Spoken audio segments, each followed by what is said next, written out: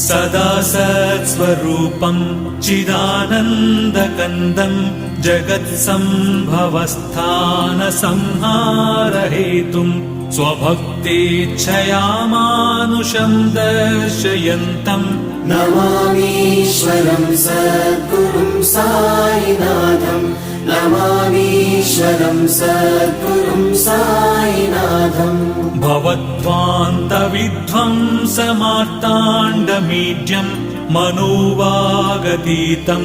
मुनिर्ध्यानगम्यं जगद्व्यापकं निर्मलं निर्गुणं त्वाम् नमामीश्वरं सद्गुरुं साईनाथं नमामीश्वरं सद्गुरुं साईनाथम् भवाम्बोधिमग्नार्दितानां जनानां स्वपादाश्रितानां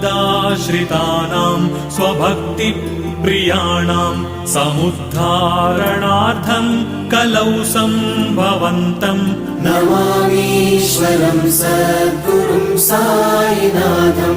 नमामीश्वरं सद्गुरुं साईनाथम् सदा कल्पवृक्षस्य तस्याधिमूले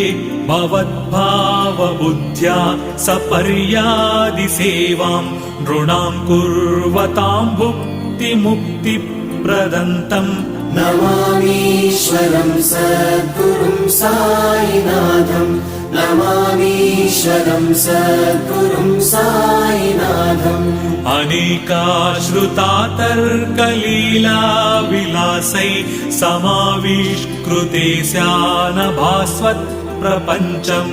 अहं भावहीनं प्रसन्नात्मभावम् नमामीश्वरं सद्गुरुं साईनाथं नमामीश्वरं सद्गुरुं साईनाथम् सतां विश्रमाराममेवाभिरामं सदा सज्जनैः संस्तुतं सन्नमद्भिः जनामोददं भक्तभद्रप्रदन्तम् नमामीश्वरं सद्गुरुं साईनाथं नमामि